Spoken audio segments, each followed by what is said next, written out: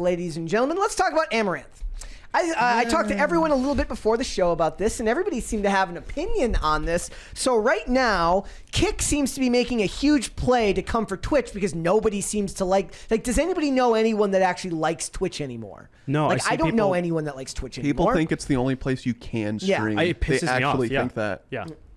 Right now, Twitch is trying to reintroduce the 70-30 creator split, but only 2.5% of creators even qualify for that. And it's got a limit on it where over 100,000, then it reverts back to 50-50. Wow. Whereas Kick is a 95-5 creator split. Who's not taking that if they can do it, right? Yeah, and they're making a huge play for some of Twitch's biggest creators, like XQC, who got $100 million deal. For 2 years. Yeah. Some was saying 70 million. Other people said 100 million. They're saying Amouranth got 30 million. I'm surprised Amouranth got less than XQC. Why? She's gonna Kick is gonna take the shackles off her, right? There's certain she's NSFW, right? She is basically a corn star. Didn't Mix try this a long time ago too? I don't know. Tried to lure a bunch of Mixer. Yeah. Mixer, So but they didn't have 95.5. And they only had one. They had Ninja. That's it. Right. And it was the platform itself was very buggy and kind of broken. Kick is fine. It works fine. Right. But I'm surprised. I think she's gonna draw in non-gamers where XQC will not.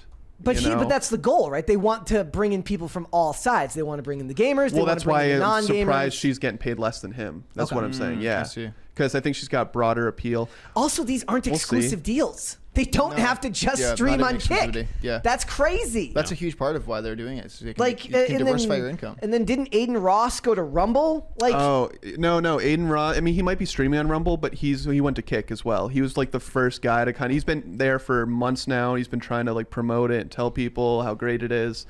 And he's, dude, I checked the other day. It's 70,000 live viewers for his stream, and he's just a kid who talks. You know, so I'm excited. Twitch needed a true competitor. It's sad that YouTube wasn't able to figure out how to do something like this. Oddly enough, Amazon wins either way because Amazon does Kick's web hosting. Yeah. Amazon, didn't they get the Star Wars contract a few years ago with the U.S. government? Amazon, I'm pretty sure they're AWS. It's a monopoly in this country. But I just know that they own Twitch and now they're doing the streaming. They're running the site for Kick, so they get paid either way. I wonder if there'll be some secret throttling if this continues. And I think a bunch of as well. A bunch of layoffs have happened at Twitch recently. Good. Yep. And everyone understands that Twitch is ban happy and very, very SJW, as much as I hate that term. Very, very social justice oriented with a lot of their does anybody still understand why Dr. Disrespect was No. On Twitch? Yeah, I never found out. I saw somebody else, some mean, other I guess, video that I was watching earlier today mentioned it, and I was like, oh yeah, they never really did say. I don't know. Why he might have kind of dropped because that was a while ago. It's 3 years ago. Yeah, he might have dropped the breadcrumbs along the way since then. But from what I've heard is there's some kind of ongoing legal dispute, and so he will not talk about it. I know he went to an awards show maybe around the same time, and he filmed in the bathroom, not doing anything gross. He just popped his head out above the stall. But because he was filming in a bathroom, which is illegal, there's all these repercussions. He was kicked out of the event, I'm pretty sure. He got a strike on Twitch. So I really don't know. I don't know. But he's had success on YouTube, which is weird that not more people are kind of migrating there with how well he's been doing. That's the guy I would love to get on the Culture War, because I think if you have ever actually watched his stream, he's very based, but he kind of stays out of politics. Yeah. So it'd be really, really interesting to get to rack his brain for an hour or two, because he's an older guy too. Well, most of these streamers, right, 20-year-olds, I think he's in his 40s, if I'm not mistaken. So he's a more seasoned kind of gamer, if you will. Cool other thing is look, there's a lot of this money is being propped up by gambling funds. It looks because it's what's Ed Craven or whatever. Twitch banned that. So this is Stake. Is that what it's called? Stake.com. Stake. Yeah. And you said that's Saudi owned or Saudi run? There's a lot of. I mean, if anyone knows who Moon is, Moon did he does always exposés. He gives me a new reason to be blackpilled like every week. He releases a video, but they just did a video on it, and apparently a lot of the money that goes back can be tied to like Saudi oil funds, etc. And Saudi oil is all nation state oil. So they're coming for everything. They're coming for golf. Yeah. They're coming for streaming. Like, does anybody know anybody who's watching Live? Or is that what it's called? Live, the golf. Charles. LIV. Their golf league or whatever. The one guy's, maybe Andrew. Yeah, because they're in the golf. I kind of follow it. I've just never been a big golfing guy, so. Yeah. Right.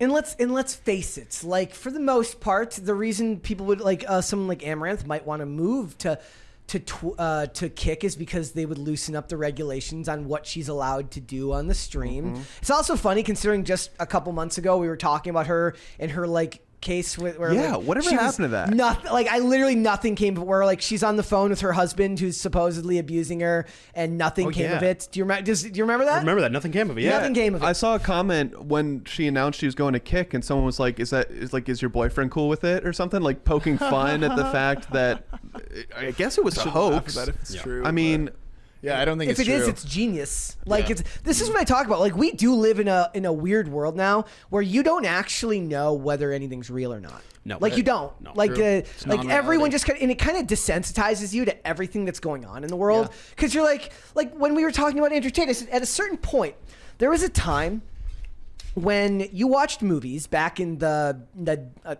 for as long as Hollywood has been around, back in the day. These studios worked very hard to at least project an image of innocence and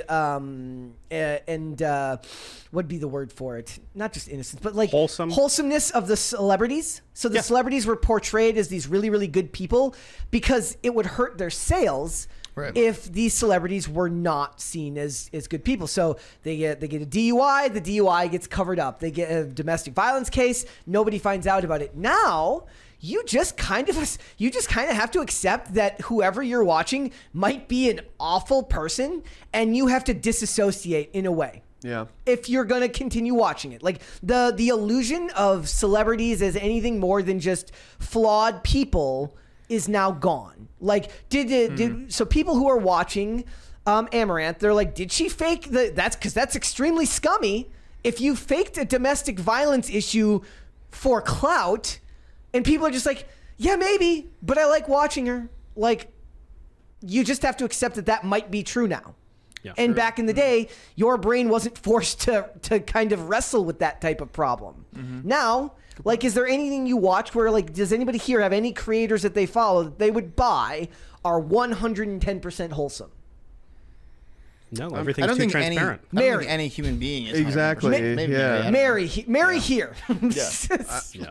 You're absolutely right, Serge. There's no humans are not 100% wholesome or perfect. So why would sticking a camera and a microphone in front of them change that? In fact, I think when people are making it seem as if they are perfect and they are all the time, like wholesome all the time, etc., I'm like, are you really though? Because you'll be the first person I've ever met where you're like that. You can kind of tell whether it's streaming or whatever it is. If someone's trying to like act too perfect, you can tell like they're stressed. They're walking on eggshells all the time. Right. So they're trying to be too perfect, right? Definitely. So you can definitely tell that, and it wears on you. The people that are like relaxed, like they just don't care, you know?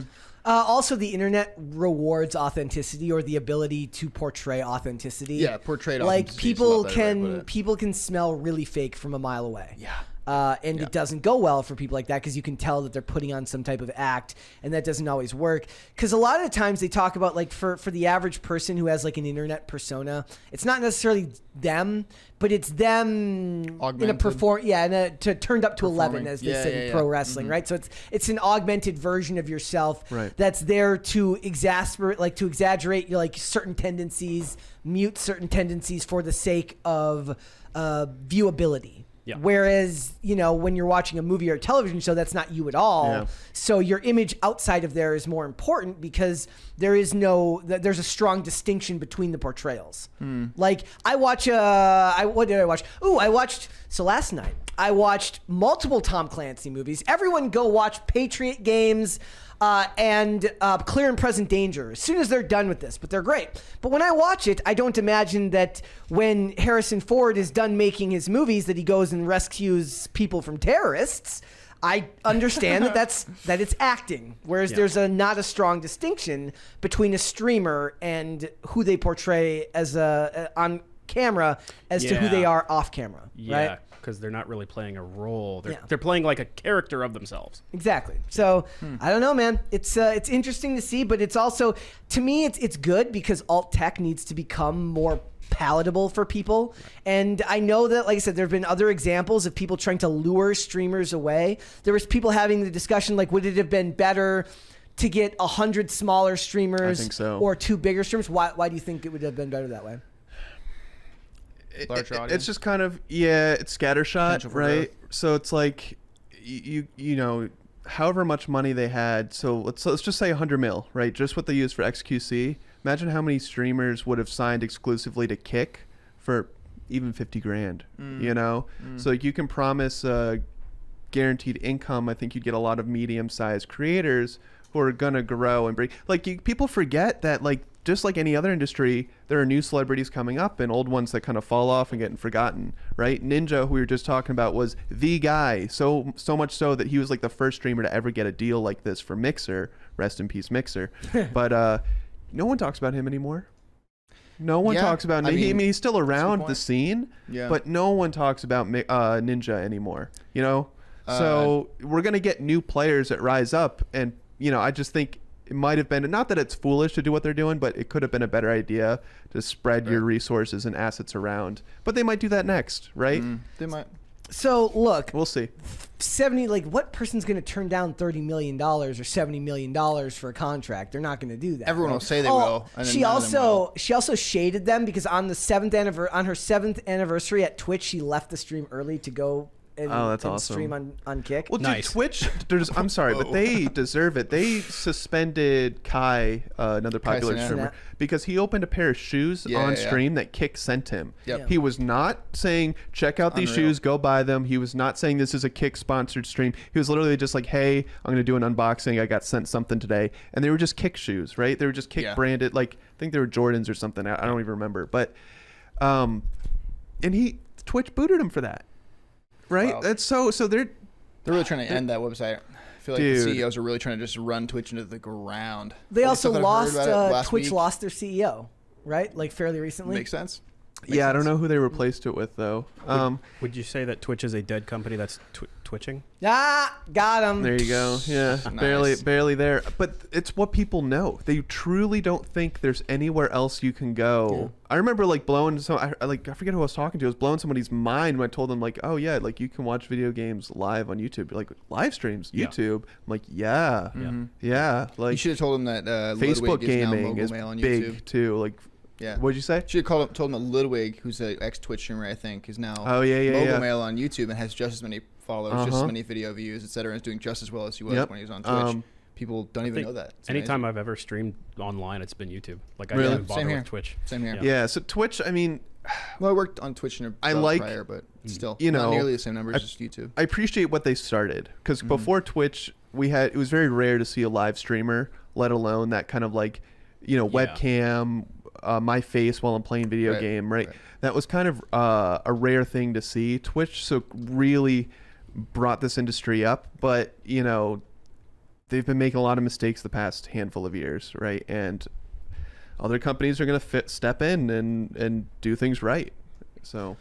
And I mean that's the essence of the competition, right? You want to, if you're going to fumble the ball repeatedly and make it impossible for creators to grow on your platform because they can't actually make any money off of it, then somebody's going to step in, and then I guess you still have to ask questions like, where did the money come from? How much? And here's the thing: even if Kick ends up like Mixer and just bombs, good on the streamers for making their money while they can. I'm not going to. I was just going to say, there's no way this is a bad situation because just like you said, the people, the Amouranth, XQC, they get a huge payday, and you know what? At the very worst, we're seeing at least some rules change already on Twitch, right? We're seeing the 70, even though it's only for 2% of creators, we're seeing that 70-30 split being reintroduced.